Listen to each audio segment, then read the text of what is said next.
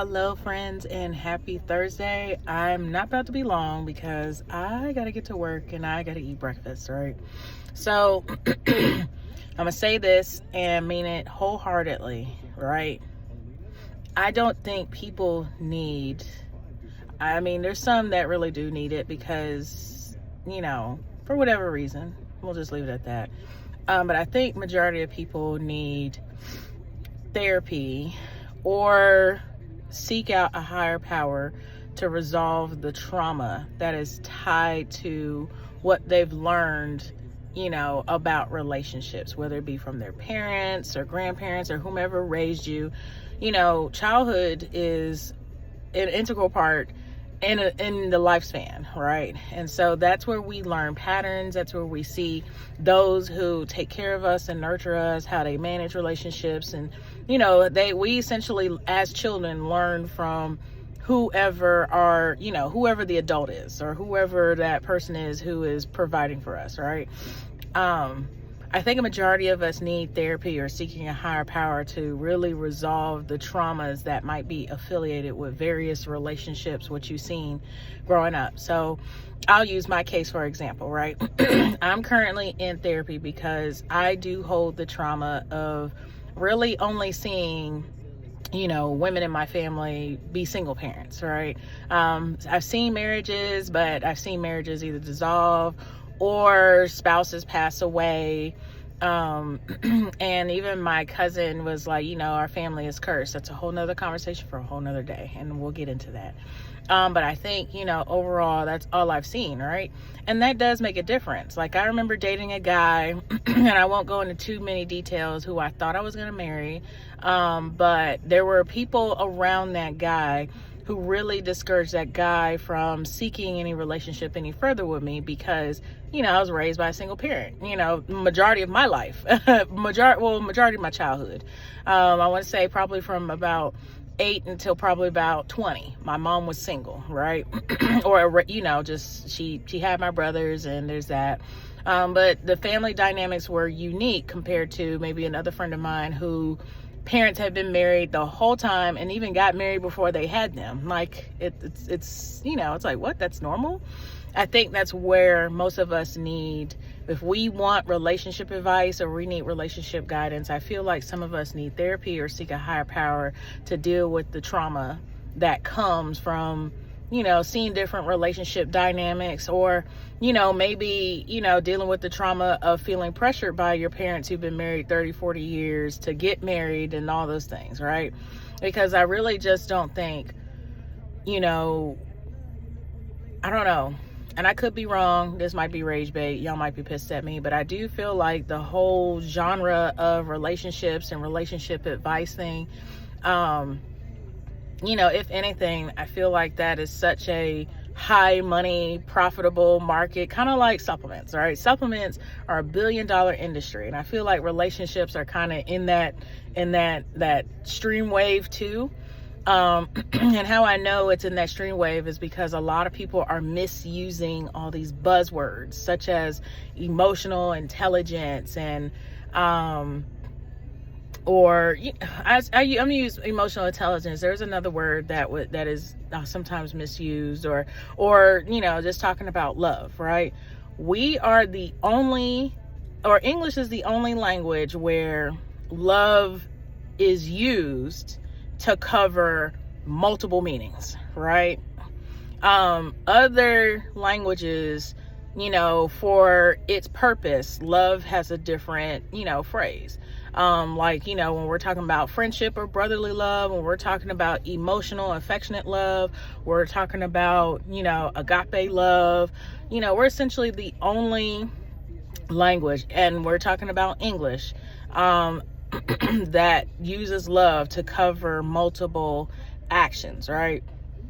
And so I think that we need to really look at what the word love means Interesting thing about reading the Bible, whether you agree with whichever translation, that's between you and God. I am not going to go on there and talk about translations. And I'm very careful about how I personally teach the word, because I do know that God holds individuals to talk about the word and preach about the word to a much higher standard, right? Because you don't want to misinterpret it. You don't want to abuse it or misuse it or any of those things. Excuse me. But the King James Version, the word love in 1 Corinthians 13, it's not love, it's charity, right? And that always clung to me because, excuse me, I'm hoarse now.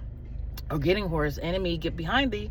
So when we're talking about charity, right? Charity is essentially, an act. It's something that you have to do, that you do to support this person, or, because you are actively doing things to show that you care about this individual, or you're actively doing things to show that you care about the well-being of this individual. Charity lets you know that it is essentially a action, right? And so all the other versions, for the most part, that I've read have replaced charity with love, right?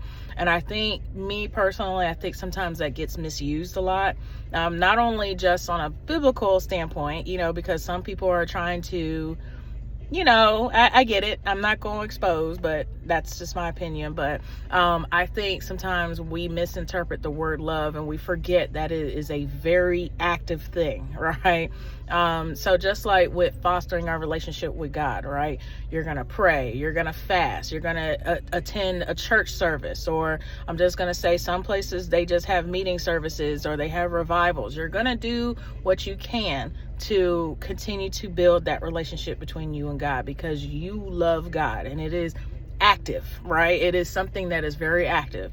Well, it's the same thing with your friends. If you have brotherly love for your friends, you're going to be there for them. You're going to call them. You're going to text them. You're going to support them. You're going to find ways to, reach out to them when they're feeling down. You know what I'm saying? That is very active. And same thing with, the whole emotional love or affectionate love. Like, if you really love this person, you're going to do all those things to support them and foster them. And I think sometimes we jump the gun with trying to feel the affectionate love first before we fulfill the brotherly love first, right? The brotherly love does not mean, oh, homie friend, you doing things for a friend. I've seen people get into relationships and, that came out of friendship. And so that's because, they were supportive of their friends. They really liked their friends. Now, there's nothing wrong with being affectionate. If you know automatically that you got to be near this person, you got to show them affectionate love, do you, right? But even in that, it's still active. You're going to do the things that really support and push to show that you really love this person. And so if anything, we should get relationship advice. We need to deal with the traumas of what we've learned and what we need to unlearn, and the past hurt, you know what I'm saying? Putting things in the wrong order when it came to dealing with relationships. I think those things need to be resolved. Going back to emotional intelligence, buzzword that I hate, okay?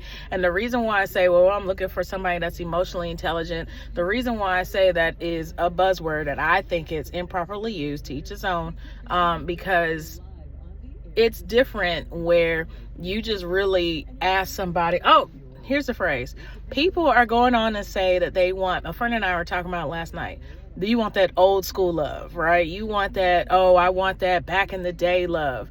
Let me tell you something. The only difference between back in the day and today is that there is no social media, right? Where you got songs like It's Morning. Listen to the lyrics of that song, rather. They were cheating. Okay. And then there's songs that talking about it's better to have a piece of a man than no man at all. Guess what, y'all? They were struggling back in the day too. The only difference is that there was no TikTok or Facebook exposing the hell out of these bad relationships. Like grandpa had a family down the street that people only just found out about probably 5 years ago when grandpa died. Okay. You found out you got a whole host of siblings you knew nothing about. Right. And this was happening in the 50s, 60s, 70s, 80s, 90s. So when we talk about old school love, again, a buzzword that is probably being misused, right? As opposed, and same thing with emotional intelligence, as opposed to you just kind of clinging on to those buzzwords, try words like, instead of saying old school love, how about I want somebody that is committed to me, right? I want somebody that loves me for me, right? I want somebody that is also my friend. I also want to be around, I want to like my future husband. I want to like this man, okay? On days where I may not feel like loving him, but I want to like him and care about him and give him the brotherly love that he deserves. So I like him enough, right? And so maybe the affectionate love may not be there at the moment, but I like him and respect him as a brother. So let me still do what I need to do and represent charity, right? Or emotional intelligence. Instead of saying that, say, hey, I really want somebody that really listens to me after a hard day of work. Or I really want somebody that, that can check me or correct me when I'm wrong. Somebody who understands that, hey, maybe I'm in the wrong in this place. Because for me, emotional intelligence gives me the idea that if I throw a temper tantrum or if I ask for something that I want, always yield to my temper tantrums and, all the things. If I fuss and throw a fit, I want you to say yes to me no matter what, right or wrong. And then old school love, that just means that you want to be in a relationship with somebody else's husband and it not be televised. So we just have to be careful with these buzzwords when it comes to relationships. I personally desire a man that really wants me for me, just not even just on a sexual or not even just on an affectionate, but just wants to spend time with me, wants to be my friend. You know what I'm saying? But also, if we grow in a relationship, we grow in a relationship and we watch that bud naturally. When we're talking about emotional intelligence, I want somebody that's romantic. Okay, I want somebody that is affectionate. I love PDA. Give me all the PDA. Okay, like I love the hand holding. You want to slap my booty? Cool. All right. Just don't grab my chest. Okay, that's weird. But, if you want to hug me in public and kiss on me in public, I want that. That's what I want. So I think, if anything, just be careful with these buzzwords. And then how you communicate that to others as you're dating. Like, there's nothing wrong with feeling like that emotional intelligence is not the right word to fit what you're looking for. You know what I'm saying? There's nothing wrong with just being honest and saying, hey, I want somebody that is romantic. I am a quality time and touch person. I will say that. You know what I'm saying? I won't say I want somebody that is, this, that, and this, a buzzword. I just come out and say it. You know what I'm saying? I love hand holding. I like affection. You know what I'm saying? I like kisses on the forehead. You know what I'm saying? You have to go out and say that. Now, I'm not the relationship guru. Don't tag me as that. But as someone as an outsider looking in and who is very mindful of people around me, and I don't want to say people watch because people watch is weird, but I'm always mindful about the people around me, right? And I'm always mindful about the people who call me and text me. And I'm very mindful of the people who say that they care about me, not saying that I'm always keeping one eye open, but, I'm always sensitive to what might be going on in their lives or what's going on and vice versa. So those things are important, but have a good day.